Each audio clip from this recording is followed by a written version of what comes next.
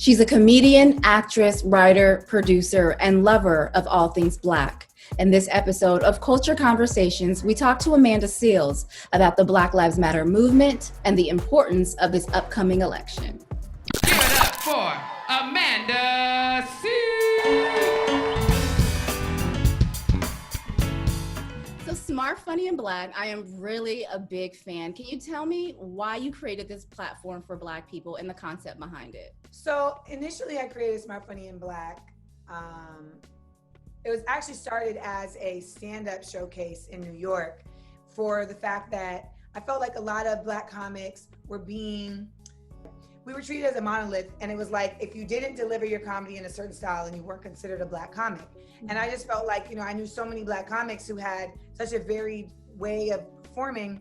I wanted to create another space. So Smart, Funny, and Black was just kind of extending the space of what is considered a Black comedy space. And that's how it started. When I got to LA, I changed the format to a comedy game show that brings two funny people onto the stage, and I test them in their knowledge of Black culture, Black history, and the Black experience. We are competing for tonight is to be inducted into the illustrious League of Master Blackexperts. With games, we have a live band, etc. I created that format because I just felt like we were just inundated by so many negative images of Black folks. And as we are living right now, we are seeing that on a regular basis, even more so than we were in 2016. And I wanted us to have some place where we can celebrate, where we can be our whole Black selves. I know there's folks that are watching that may be like, well, what does that mean? For a lot of Black folks living in America, we are always adjusting our relationship to our culture or our expression of our culture to fit into a space that feels uncomfortable or unknowledgeable about it. There's a lot of culturally specific things that take place within, Black American households and friendships and interactions that are like inside jokes and that are shared real and that are important to understanding our unity. On my Getro, on my way to the stove. On my Getro, on my way to the stove. I kind of feel like we started Jeopardy with the $1,000 question. But when we don't get to have a space to continually come back to exult in that, to share in that outside of church, it really feels like a lot of us feel disconnected from each other. And I wanted us to get reconnected to each other. And so Smart, Funny, and Black initially started as that. It has now expanded into a number of other spaces. And ultimately, it continues to be about creating spaces for Black folks to fight for their joy while they're fighting the power. And speaking of expanding into a different platform, it's also an app now. Yeah, so we have SFB Society. SFB Society originally started as a membership-only app where I was going to be putting up like original content, and it ended up becoming a community all its own. I thought I was going to have to drive it, but instead the people drive it. And what makes it unique is that it's a place where your membership is what gains you the protection that places like Instagram and Facebook don't give you. The reality is that Black voices that are earnestly speaking about the Black community are often challenged by folks that have no interest in the Black community, that don't know anything about the Black community, and that really are oftentimes oppressive towards the Black community. So within SFB Society, you don't got none of those folks. And we also are about promoting a safe space. So there's no degradation in disagreement. We don't allow threats. And we have had to remove people when they do not follow these community guidelines, because what we're trying to foster is the fact that we can have a community of differences, of uniqueness, because we are not a monolithic people. We also have allies within SFB Society, but we have a community of respect. And respecting each other's mind, respecting each other's perspectives is, I believe, a key element to us, moving as a group, even in our uniqueness. And then we have Smart, Funny, and Black Entertainment, which is our YouTube page. And I used to do all type of content in my basement, etc. when I was coming up. And I just, I had to do the BET Awards in my house. Right, which was amazing. Thank you. This BET Awards is a little different. Main thing is it's virtual. We're getting real in touch with being real inside. Because outside is on one. It's got COVID and cops and Karen's gone wild. And it was like, well, I guess you still know how to do stuff on the green screen in the house. So we're all stuck in the house. So now we're creating weekly content on our YouTube, Smart, Funny, and Black. And it's really just conscious comedy about elevating the Black community. It's for everybody to watch and enjoy. And I think all of us could use a joke right now. But I like to make jokes that also make you think. So it's like, it's guilt-free. It's guilt-free viewing. You recently spoke on a panel for Motown about Black ownership. How can we own our own culture? I mean, I think what it really is about folks realizing that like we can take our community in our own hands and talking about the different ways in which you do that in practical matters. For me, it was about, just knowing that for so long, it feels like your only way of advancing in the entertainment business is to get a yes from, the gatekeepers, to get accepted by folks who you may have to change and dumb down for. And, for me, it's always been a model of create your own lane, create your own medium, and they can't tell you what to do with that. And I think, it doesn't mean that it's not going to be difficult. It doesn't mean that it's not going to be a trial and error effort. But LA Homecoming was just about the different people speaking about the different ways in which they are, addressing these things in their livelihoods and in their tracks of career. And for me, it really is like, I want to make sure that the work I'm doing has integrity and morality and morale building for my community. And I feel like the best way to do that is for me to have ownership of it. I want to talk politics just a little bit. Got to. Social media, you said vote for us. Can you talk to me a little bit about that? What I'm trying to impart to folks is the fact that the situation at hand is a very clear, specific through line. You can have your feelings about Kamala, you can have your feelings about Biden, because the truth of the matter is, like, I can't tell somebody that they shouldn't care about Kamala's record as a DA, that they shouldn't care about her record as an attorney general. She was very moderate. I think that there is a definite hyperbole in terms of like she is the worst ever and that she was prosecuting Black men more than white men. Like, I don't think that is actual. I know that's not accurate. Okay. I do, however, feel that her and Biden are simply being conflated as equally as problematic, as equally as dangerous as the person who is currently in office right now. And I know people are saying, you shouldn't tell people how to vote.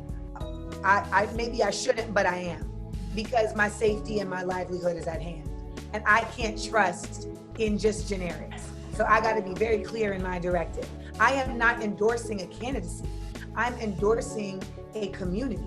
And our community, particularly Black folks, we are at war if we do not get this person out, because they've been at war with us. That's how it feels. Dr. Rivers was on television crying at the hypocrisy of being made to feel like with these RNC speeches that somehow America's scared of Black folk.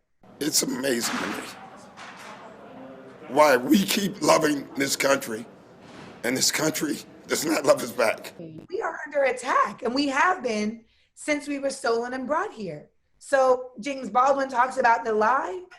I talk about the lie that continues to be purported in the Republican National Convention. And I just don't want us to get off track with the matter at hand and understanding that this presidency is not just about voting out an individual. It's about voting out fascism. Mm-hmm. It's about voting out 4 more years that could affect 40 more years because of Supreme Court justices. So we have to understand that our individual ideals sometimes have to be, I don't want to say forgotten. I would just say shifted, because they don't leave the platform. They just make room for the greater good. And right now, the greater good is that this country is going in a very frightening direction. And it's going to take all hands on deck to turn this ship around. It feels like Black women are saying, I have to step up. I can't leave this country or my community or the future for my children to others. Like, I have to do something. There are more than 100 Black women running for Congress. That's a record amount of, women. What do you think is behind that uptick? It's not really an uptick as more, it's on trend. Like, Black women always show up. So we're just continuing that trend and just putting some more mustard behind it. And I think the reality is they know how dire this situation is. And we know that Black women have saved this country time and time again. So it doesn't surprise me that over 100 Black women are like, well, put on my cape. Gotta head on now. And that's why, I think, and I don't want to by any means undermine the important work that brothers are doing. Yes. And the important work that has been done by brothers in the community. But I also feel like it's important that we show just earnest, dire support for each other. Yes. And really understanding that it's not about Black women doing this or Black men doing this. It's Black folks need to step up. And even if you are not running for office, supporting those folks running for office is you still stepping up. Mm-hmm. Absolutely. Showing up for them is you supporting. Vote for us. We're not voting for, we're voting for us. Absolutely. And speaking of that, though, there's a lot of misinformation that's going around, from voter suppression to just straight out lies. How can people avoid being swept up in the propaganda? Well, I think it's also, first of all, it's a choice. You got to choose to actually want the facts. And I think a lot of us are more just fascinated by the sensationalism. And it's no surprise that this person who is a reality TV star has made politics reality TV. Because, reality TV is not real. It is a concocted version of, a real story. And that is what politics has become in this country. And in order for us to not be swept up in propaganda, we have to make a decision about where we're getting our news from, how we're getting our news, And when I say where and how, it's like, if you're getting your news from blogs, if you're getting your news from op-eds, that's oftentimes blogs are made to stir up responses and op-eds are made from opinion. Neither of those things are about journalism. When I say the how, if you're only reading a headline, that's not reading an article. If you're only reading comments and looking at that as your resource of information, that is not arming yourself with the facts. We have to learn how to fact check for ourselves. We have to feel empowered to do that. We have to feel inspired to do that. We have to feel excited about, let me get the right answer. And that's the thing that I feel like we got to shift. We got to change the course from, I could say whatever I want, which is what it's been for the past 3 years, back to, I can't say whatever I want because somebody gonna come and correct me. Yep. So I need to know that could happen and step out correctly. You are highly effective in blending comedy with activism. Is that intentional? Is that how you get people to pay attention to the important issues? I went to school for African American Studies, undergrad and graduate. And one of the sections of our study that just really gripped me was the Black arts movement of the late 60s and 70s. And the dedication to using the arts to educate on Black identity, on Black history, and on Black empowerment that was not being taught in typical education spaces. And they called it edutainment. And that stuck with me. And and it has become the cornerstone of my work. So that's why, like Smart, Funny, and Black, when you see the theme of academia, it's because the education part is a critical portion of my entertainment, because the two exist as one within me, because it feels like it is critical to continuously educate our folks, because we are in a world that continues to try to lie to us, like you mentioned, and keep us uninformed about ourselves. And when we are not informed about ourselves, and that's just anybody, not just Black folks, it prevents us from true freedom.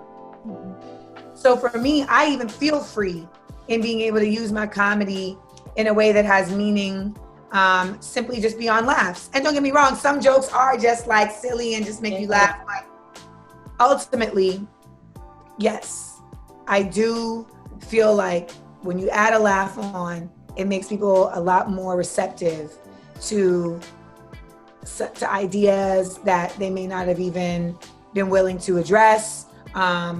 It makes them a bit more receptive to considering a change of heart. And it makes them more receptive to just messaging that may not have necessarily even come across their path. So it just, comedy saved me, and I'm hoping to use it to help save us. This is when I give you a little bit of the cadence. Did we get a clue? Yeah, Oh, the okay. cadence. I forgot this was Smart, Funny, and Black. You know, I can't end without talking about Jacob Blake. I haven't watched the video, but Jacob Blake was shot 7 times in his back in front of his children. You know, we've been protesting Black Lives Matter for a really long time. I mean, will Black lives ever matter? And, you know, what would justice look like in this case? I literally, right before this interview, was on the phone with my mom, and she was telling me about a police-involved shooting, AKA a murder, that took place in Orlando, which is my hometown. And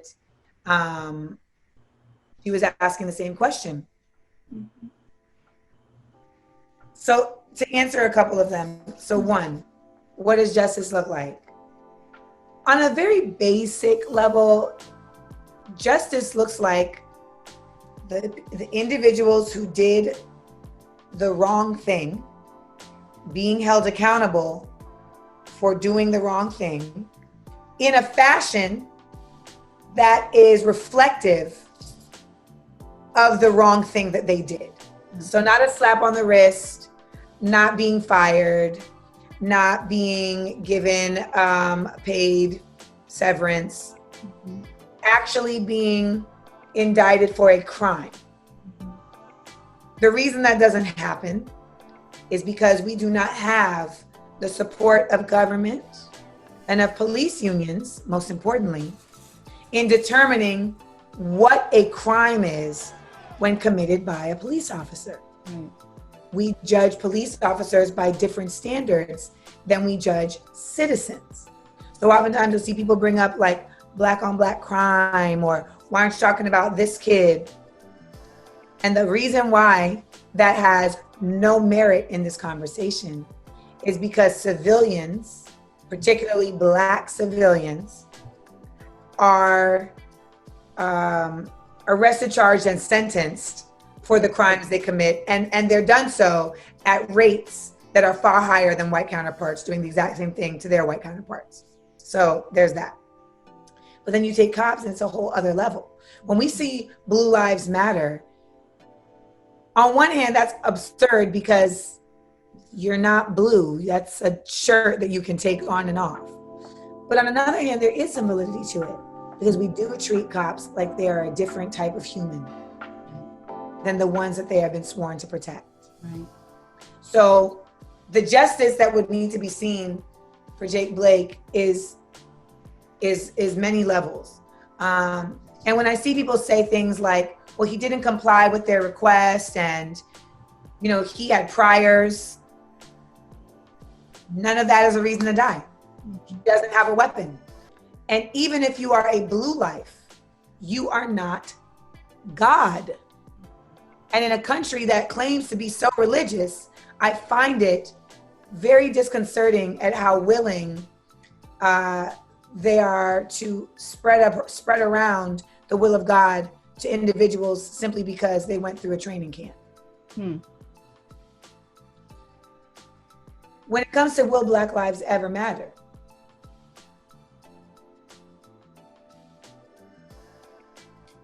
I grapple with that. You know, Ta-Nehisi Coates, you know, he talks about in Between the World and Me, how, you know, he really doesn't have hope for that. He's like, I know people want me to say like, one day we're going to be free and, you know, we're going to play Donny Hathaway. One day we'll all be free and, you know, everybody's going to just get it. But I think there's so many steps that need to happen before we can get there. And when we have an administration that doesn't believe in science, on one hand, that means about global warming and all the above. The other part of not believing in science, though, extends to believing that white supremacy has any validity. They can not believe in science, and then that supports that there is some validity to white supremacy. When science disproves that over and over and over and over and over and over again. So their commitment to not believing in science extends far beyond not admitting that there's global climate change. It also extends to supporting the non-scientific notion that white supremacy is real. And so, you know, in order for Black lives to matter, there's so much undoing that has to be done. And, you know, there was a great philosopher named Charlotte York of HBO Sex and the City, who once said that it takes half the amount of time you were together to start to get over a breakup. Well, we haven't even been out of slavery at least half the time we were in it.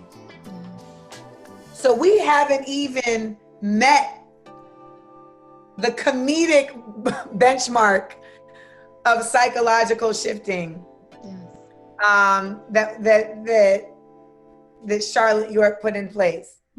So I think that in our lifetime, the answer is no.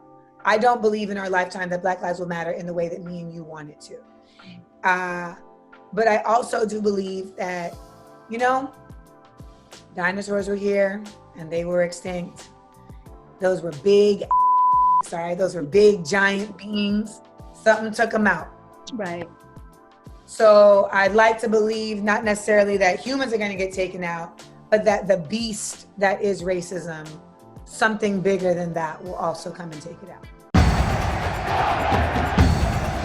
And that will do it for us. Thank you for watching. Please like, comment, share, and keep the conversation going. Also, feel free to drop us an email. We're at cultureconversations@foxtv.com.